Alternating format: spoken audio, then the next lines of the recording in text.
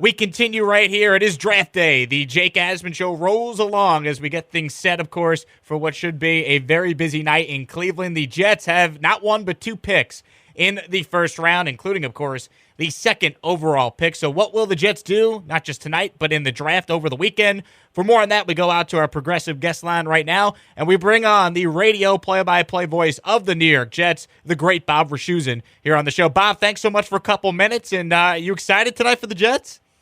Yeah, I mean, it's a sort of another new era. We've had a lot of them, so hopefully this one will be a successful one. Absolutely. So all signs point to Zach Wilson being the pick at number 2. Let's kind of recap, though, how we got here. Of course, Sam Darnold just 3 years ago was the third pick in the draft, and the era of Sam Darnold in New York is over. Your takeaways from the trade, did you like the return the Jets got? And now, as they kind of change gears and focus all in now on Zach Wilson, give us your thoughts on Wilson. Yeah, I guess probably 3 thoughts. Number one, for Sam, I'm sad on our side that such a great kid didn't really have a chance. Happy for him that he's going to get a fresh start in Carolina. In terms of the return, I think he's going to go there and play well enough that when this all is said and done, Carolina's going to look like they got a bargain. Because I think he is still a talent that's worthy of a first-round pick. And they didn't get that for him.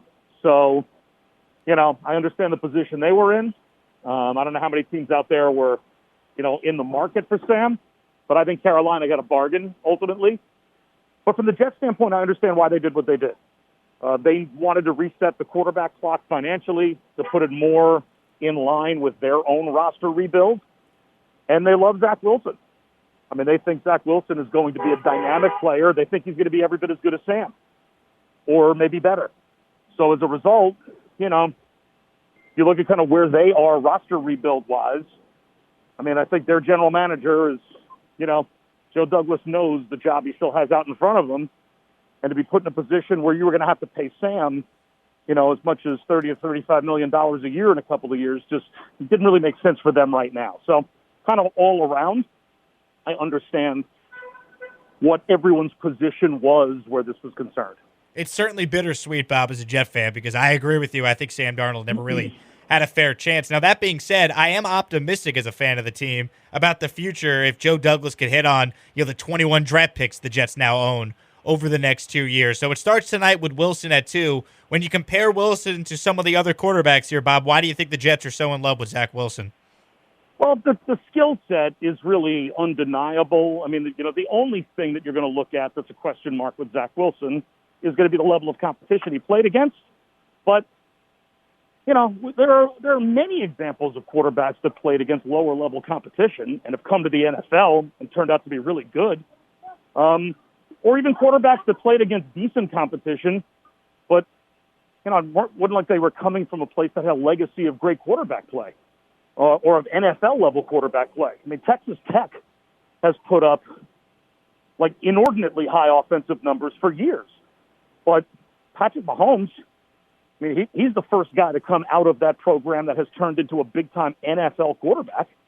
So, I think it really is just a matter, from the Jets standpoint, of turning on the tape, watching the player, and then trusting what your eyes see and what they tell you. And their eyes see a dynamic talent, athletically, creatively, a great arm. He checks a lot of those boxes. And so I think they think he's, when coached the right way and hopefully given the support that Sam never got, going to have, as bright a future as any of the quarterbacks in this draft.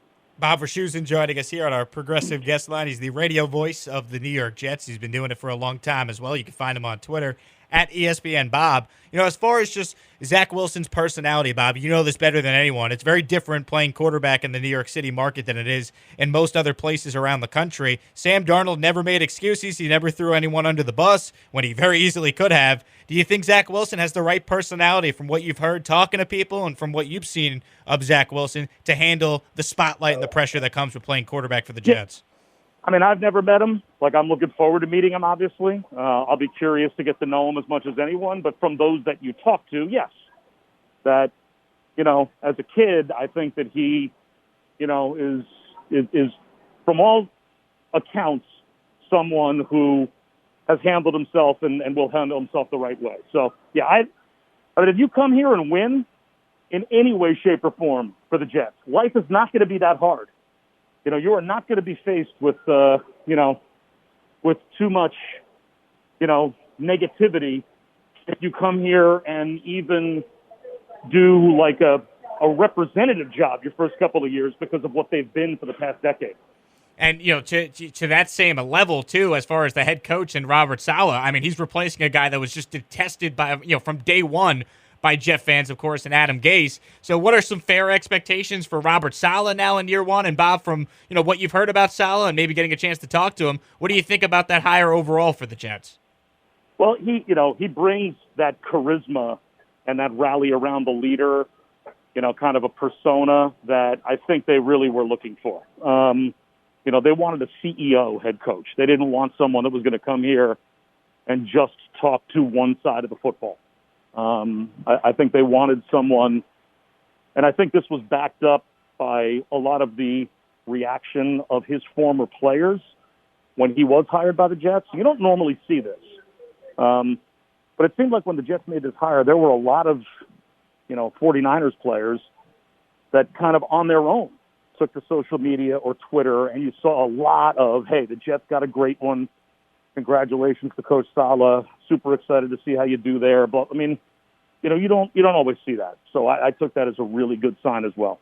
It's interesting you say that. I remember talking about, Richard Sherman's comments right after the Jets hired Sala, and he was saying, hey, Deshaun Watson, force your trade to the Jets. And I'm like, the Jets, they just won 2 games. This is incredible that someone of Richard Sherman's stature would even suggest a player like Watson should go and take his talents to the Jets. Yeah, I mean, and who knows? I mean, he may end up there as well. So, I do think that when guys that played for a coach are in, a completely unsolicited way, I mean, he already had the job. It wasn't like these guys had to, put in a good word for him so he would get hired. He had already been hired, and without any stake in the game or without any, any way they were even going to help Robert Saleh, he had already been hired. They kind of unsolicited came out and endorsed it in that way. I thought that was a great sign. Bob Wischusen with us here, the radio play-by-play voice of the Jets. All right, Bob, as far as the other options for the Jets, they have a pick at number 23 tonight in round 1, and then, of course, day 2, pick 34 of the second round also belongs to the Jets. What would be your ideal scenario for Joe Douglas if he can have any player he wants in those spots? What's realistic, and what do you think the Jets' approach will be? Well, I mean, I definitely think that at least one of those 2 picks will be another offensive lineman. I don't see them getting out of night 1 or at least the beginning of day 2 without adding another offensive lineman. The dream scenario would be like a, really well thought of offensive lineman like Elijah Vera Tucker falling that far and having a chance to take him. But I do think that there's depth enough on the offensive line that it'll make sense, even an interior offensive lineman, for them to maybe grab with the 34th pick, someone to play at a high level at guard or even center. I think they have so many needs. It's hard to imagine them picking something at 23, other than if they took a second quarterback that you'd be upset with, or another safety if they try to double up safeties like they do with Jamal Adams and Marcus May. Really short of that, if they take a pass rusher, if they take a corner, if they take a big-time wide receiver that maybe flips, they're, even a running back. There's a variety of ways that they can go there, and I don't really know that any of them aren't going to check a box that they need checked. Finally, Bob, I'd be remiss if I didn't just ask you about your experience, being the Jets broadcaster for as many years as you've been already. What's your favorite part about getting a chance game in, game out to work with Marty Lyons up in the booth? It's so much fun. Marty and I have developed a friendship. We're like brothers. We really are. And, that's the best part of the job. People think it's, it's the games and certainly the fun of the job, but it's the people you meet. And there are people in the Jets organization that to me at this point are like family. So to have been blessed to have been a part of it for as long as I have has been great. I will say my favorite call of yours, Bob, is the Eric Decker touchdown in overtime to beat the Patriots in Week 16 of 2015. I don't want to think about what happened the week after, but for that moment in time, the Jet fan was on top of the world. Yeah, that was a fun season. That was, and we haven't had too many of them in the past 10 years. So to be able to look back and realize they played some big games that year was fun. Absolutely. He's Bob Wischusen. You can find him on Twitter at ESPN Bob. He's the play-by-play voice of the New York Jets. Bob, thanks so much for a couple minutes here. Enjoy the draft later tonight. We'll talk soon. Sounds good.